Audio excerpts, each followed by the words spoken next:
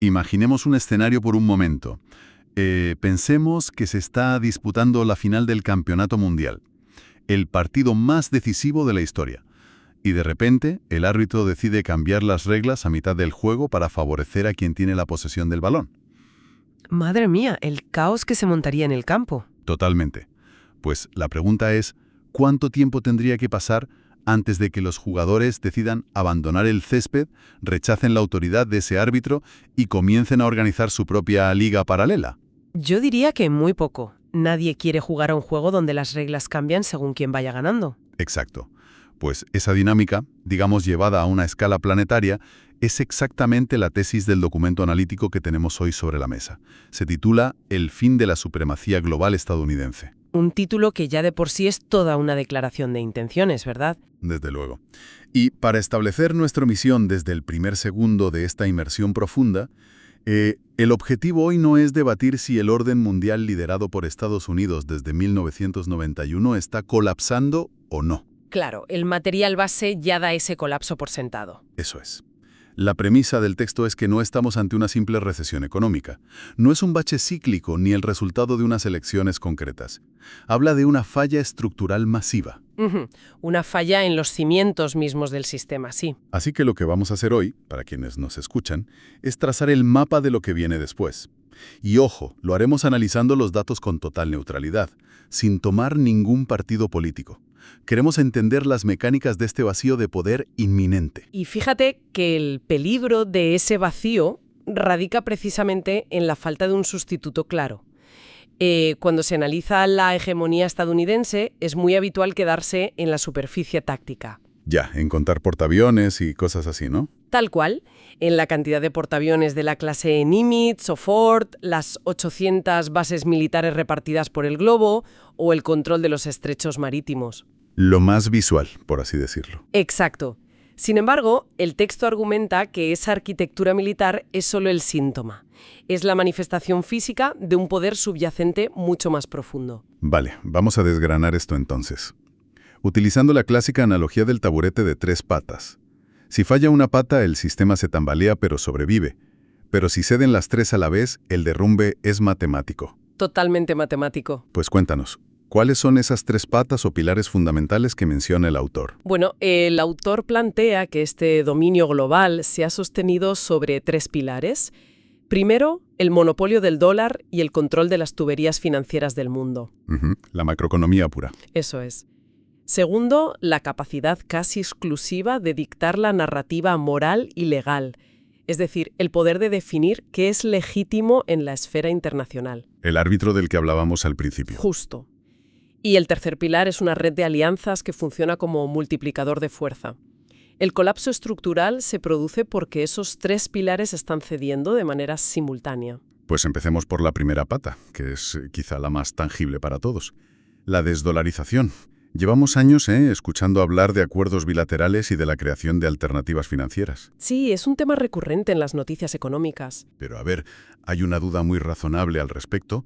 El sistema basado en el dólar, y específicamente la red de mensajería SWIFT, tiene un efecto red gigantesco. Es líquido, es eficiente y, francamente, es muy cómodo para el comercio internacional. Desde el punto de vista operativo es insuperable, sí.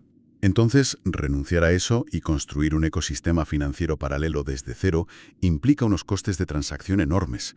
Es únicamente el miedo a las sanciones de Washington lo que empuja a otros países a asumir semejante esfuerzo económico. Pues el documento sostiene que sí, y detalla muy bien el mecanismo de por qué ese coste astronómico ha pasado a considerarse una inversión en supervivencia nacional. O sea, no es un capricho. Para nada. Y tampoco es una cuestión de animadversión ideológica abstracta hacia Estados Unidos.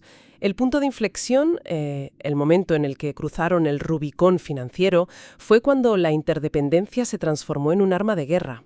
Claro, cuando el sistema dejó de ser neutral. Exactamente.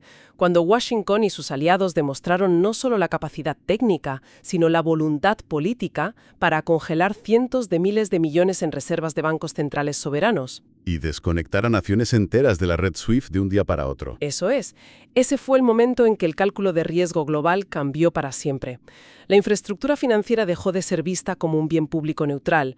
Ahora se percibe directamente como un campo minado. Claro, tiene todo el sentido. Si la tubería por la que pasa tu dinero tiene una válvula que otra persona puede cerrar, cuando no está de acuerdo con tu política exterior, pues la única solución racional es construir otra tubería. Sin importar el precio del acero, Así como es. suele decirse. Exacto. Cueste lo que cueste. Y fíjate que la construcción de esas tuberías alternativas ya es una realidad operativa, no es una teoría futurista. El informe detalla proyectos de infraestructura muy concretos, ¿Cómo cuáles? pues como el proyecto Enbridge. Está impulsado por el Banco de Pagos Internacionales junto con bancos centrales de Asia y Medio Oriente, y básicamente utiliza monedas digitales para liquidar transacciones transfronterizas directamente. Esquivando por completo a los bancos de Nueva York, supongo. Por completo. A esto se le suman todas las líneas de swap bilaterales. Cuando Brasil y China, o Rusia e India, deciden liquidar su comercio de materias primas en yuanes, rublos o rupias, están asumiendo el coste de la iliquidez temporal. A cambio de blindarse frente a posibles sanciones. Exacto. Es el beneficio supremo de la invulnerabilidad frente a la coerción financiera estadounidense. El autor lo define como un cortafuegos estratégico indispensable. Lo cual nos enlaza directamente con el segundo pilar, porque claro, la pérdida de confianza en la fontanería financiera internacional erosiona inevitablemente la confianza en la autoridad política que gestiona ese sistema. Es una reacción en cadena. Claro, no puedes mantener una moneda como estándar global si el resto del mundo deja de creer en la legitimidad de las instituciones que dictan las normas de esa moneda. Y el texto profundiza muchísimo en esta crisis de legitimidad. Sí, apunta directamente a la credibilidad de la arquitectura global. Señala organismos como el Fondo Monetario Internacional, el Banco Mundial y la Organización Mundial del Comercio. Instituciones que, sobre el papel, nacieron para ser guardianes imparciales. Lo fascinante aquí es que el autor subraya que ese diseño institucional de la posguerra siempre tuvo un sesgo integrado desde el primer día. No fue un accidente. Un sesgo a favor de Occidente. Claro, si miras las cuotas de poder de voto en el FMI, por ejemplo, Estados Unidos mantiene un poder de veto efectivo sobre cualquier decisión estructural importante. Independientemente de lo que hayan crecido las potencias emergentes en las últimas 3 décadas. Exactamente.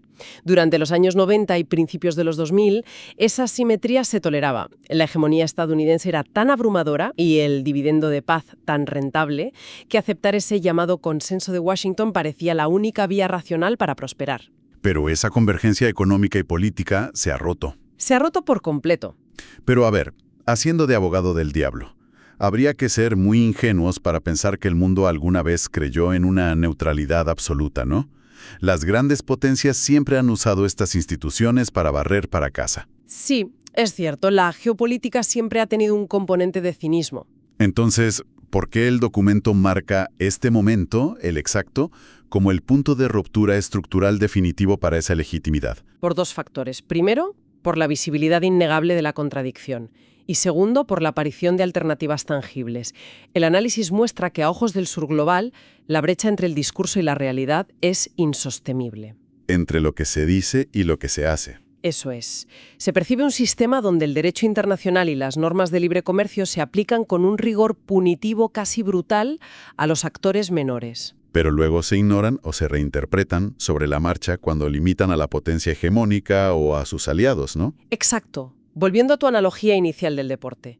Cuando el árbitro utiliza el lenguaje moral solo para justificar su propio poder y no para limitarse a sí mismo, la autoridad moral simplemente se evapora. Ya, y los jugadores pierden el respeto. Totalmente. Y la diferencia crucial hoy, frente a hace 20 años, es que países con un peso demográfico y de recursos gigantescos ya no tienen que agachar la cabeza en silencio. Porque ahora tienen alternativas. Ahora poseen la masa crítica económica para formar bloques no alineados y exigir, de tú a tú, un rediseño de la arquitectura global. Claro, cuando ves que las sanciones o los rescates financieros se aplican con un doble rasero tan descarado, la reacción lógica es dejar de jugar a ese juego. Y teniendo esto en cuenta, aquí es donde la cosa se pone muy interesante con los plazos. El factor tiempo es clave en este informe, sí. Porque dado que estamos en abril de 2026, la fecha clave que menciona el texto que apunta directamente a finales de esta década y señala el año 2027, está literalmente ahí mismo. Al doblar la esquina. ¿Cuál es la mecánica detrás de esta fecha? ¿Qué fuerzas tectónicas chocan exactamente en ese punto según el análisis? Pues el informe desglosa esa convergencia en torno a 3 ejes de madurez estratégica, principalmente centrados en el ascenso de China. A ver, cuéntanos. El primer eje es militar. El Ejército Popular de Liberación tiene como objetivo declarado alcanzar un hito de modernización crucial en 2027, y esto pasa por consolidar sus sistemas de antiacceso y de negación de área. Los famosos A2AD. Esos mismos. Hablamos de redes muy sofisticadas de misiles hipersónicos, defensa antiaérea y guerra electrónica, todo diseñado específicamente para anular la proyección de poder de los portaaviones estadounidenses en el Pacífico Occidental. O sea, crear un muro invisible e impenetrable en su región. Avanzados, China ha estado forzando la creación de una cadena de suministro interna. Para no depender de patentes extranjeras. Claro. Y ya dominan por completo la producción de chips de legado, que son menos avanzados, pero vitales para la industria automotriz y militar global. Y por último, el tercer eje es económico, con la maduración definitiva de los mercados de consumo asiáticos. Vale.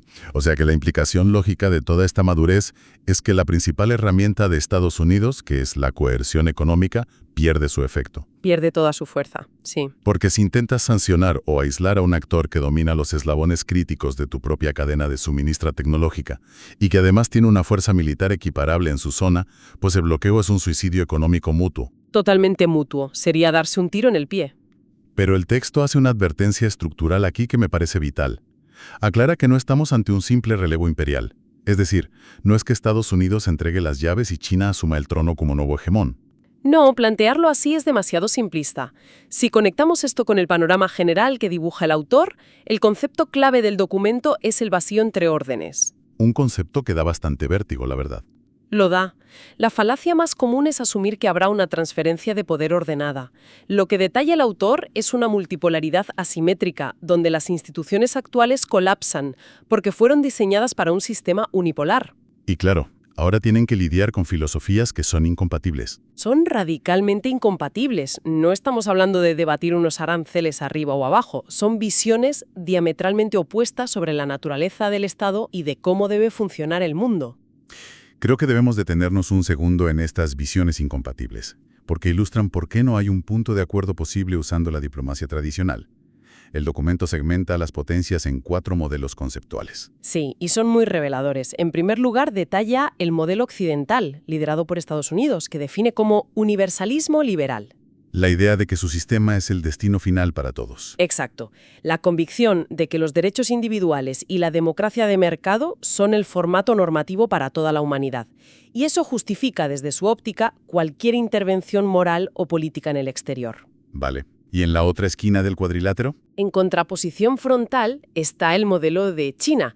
Este se ancla en la primacía absoluta de la soberanía estatal y la no injerencia estricta en los asuntos internos. Priorizando la economía sobre los derechos civiles, ¿no? Sí, el desarrollo económico liderado por el Estado por encima de cualquier otra consideración. Aunque, a ver, sobre este punto de la supuesta no injerencia de China, cabría plantear un debate serio. A ver, dime. Porque podemos llamar verdaderamente no injerencia a una política exterior que use la diplomacia de la deuda en África o en Asia para controlar infraestructuras críticas, puertos y minerales estratégicos. Ya. Pareciera más bien un manual de imperialismo económico diferente, simplemente envuelto en una retórica de respeto a la soberanía, ¿verdad? Es una observación muy crítica y estoy segura de que muchos analistas coinciden contigo. De hecho, representa uno de los grandes focos de fricción que expone el documento. Porque es una contradicción evidente. Lo es. Pero la retórica de la no injerencia es el producto que Beijing le vende al sur global. Y funciona. Para un país en desarrollo, firmar un acuerdo para hacer un puente a cambio de usar un puerto, sin tener que tragarse exigencias de reformas democráticas dictadas por Washington, resulta enormemente atractivo a corto plazo. Muchísimo. Aunque a largo plazo genere dependencias asimétricas enormes. Es, digamos, la venta de un modelo puramente transaccional frente al modelo occidental que siempre está condicionado. Entendido. Y a estos dos gigantes se suman otros actores con mucha capacidad de veto. Sí, el documento identifica el paradigma ruso, por ejemplo.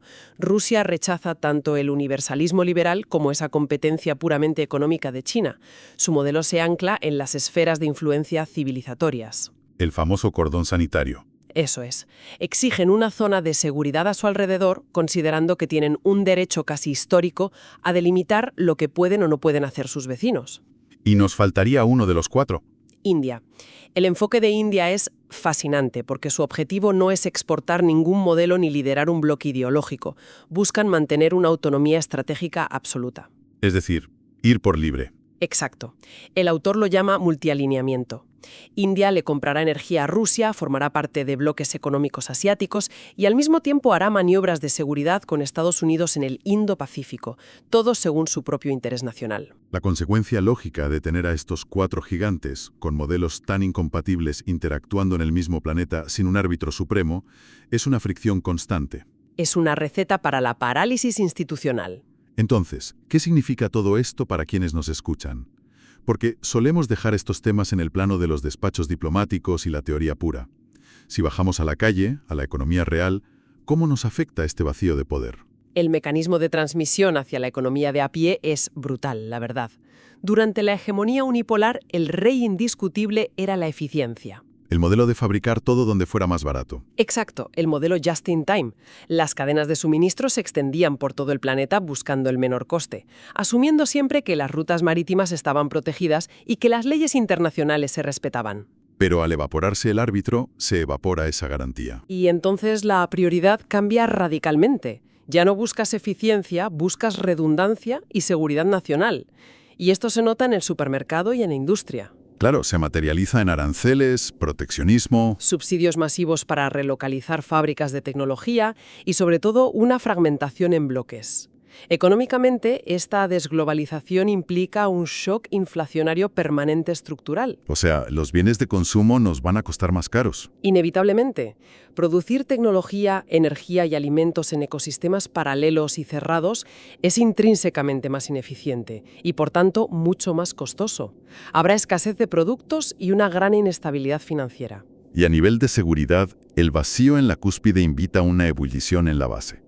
Si Estados Unidos está sobreextendido y pierde su efecto disuasorio, me imagino que las potencias regionales ven una oportunidad de oro. Inmediatamente. El informe señala que este vacío genera un entorno donde los actores de nivel intermedio son los verdaderos catalizadores del riesgo bélico. El coste de probar los límites ha bajado muchísimo. Totalmente. Naciones como Irán, Corea del Norte, Rusia, India, Turquía o Arabia Saudita están reevaluando sus estrategias ahora mismo. Porque ya no le tienen tanto respeto a las líneas rojas. Exacto. Sin el paraguas de seguridad estadounidense, estos actores expanden sus propias esferas de influencia táctica y eso convierte regiones como el Mar de China Meridional o el Estrecho de Taiwán en polvorines existenciales. O sea, escuchando todo esto, las pandemias, las guerras en Europa del Este, los shocks energéticos y logísticos de principios de los años 20, no fueron anomalías que tuvimos la mala suerte de sufrir a la vez. Para nada. Fueron síntomas estructurales. El texto sugiere que fueron advertencias de un sistema en transición, ¿no? Los crujidos audibles de un puente que ya no soporta el tráfico. El autor formula exactamente esa lectura. El sistema está demostrando ser demasiado frágil frente a tensiones simultáneas. Y aquí el documento lanza su crítica más mordaz hacia la clase política actual, especialmente en Occidente. A ver, cuenta.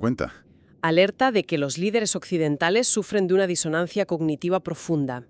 Hay una sección en el texto, de hecho, que lleva un título brillante. Se llama «La nostalgia no es una estrategia». Es buenísimo, sí. Y expone cómo gran parte del discurso oficial y diplomático sigue operando bajo la fantasía de la restauración, como si el objetivo fuera superar este bache temporal y reconstruir el liderazgo de los años 90.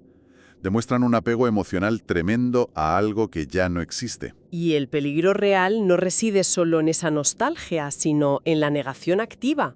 El análisis subraya algo muy inquietante. ¿El qué? Que en privado las élites geopolíticas comprenden perfectamente este colapso. Saben lo que implica la desdolarización y la fragmentación. Pero en la esfera pública proyectan una confianza ciega por miedo a desestabilizar los mercados. O sea, mantienen la ficción de que tienen el control. Exacto. Venden que el barco simplemente atraviesa una tormenta pasajera cuando en realidad el motor principal ha dejado de funcionar.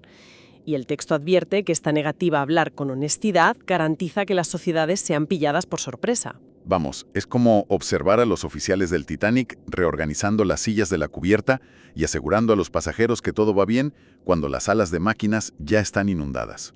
Es una metáfora perfecta. Esto plantea una reflexión final muy seria. Nos enfrentamos al desafío monumental de navegar por un vacío de poder. Una época donde las viejas reglas ya no aplican y las nuevas todavía no se han escrito. Ni hay consenso sobre quién va a escribirlas, que es lo más preocupante. Esto plantea una pregunta importante a nivel humano. ¿Seremos capaces de construir algún sistema de gobernanza compartida antes de que el colapso desemboque en una catástrofe mayor? Es la gran incógnita. Ha sido un recorrido analítico intenso, pero creo que fundamental para decodificar las mecánicas del mundo de hoy. Y para cerrar esta inmersión profunda, hay una última línea en el texto que quiero dejar votando. Adelante. El autor concluye diciendo: en tiempos de transición, la información no es solo poder, es supervivencia. Una frase con mucha tela, ¿eh? Muchísima. Y quiero dejar a nuestra audiencia con esta provocación para que le den vueltas. Si nuestra supervivencia en esta transición depende de acceder a la información, ¿cómo nos va a afectar la inminente fragmentación tecnológica que mencionamos antes? Ese es otro gran tema. Claro, si el mundo se divide en bloques incompatibles a nivel digital, veremos también una balcanización de la verdad. Si la información vital queda atrapada detrás de fronteras digitales impenetrables, entender la realidad del otro lado se volverá imposible. Nos encerraremos en nuestras propias burbujas de realidad. Exacto. Un punto muy serio para reflexionar mientras observamos cómo se desarrollan los próximos meses. Seguiremos aportando contexto a estos cambios fundamentales. Muchas gracias por acompañarnos y hasta la próxima exploración.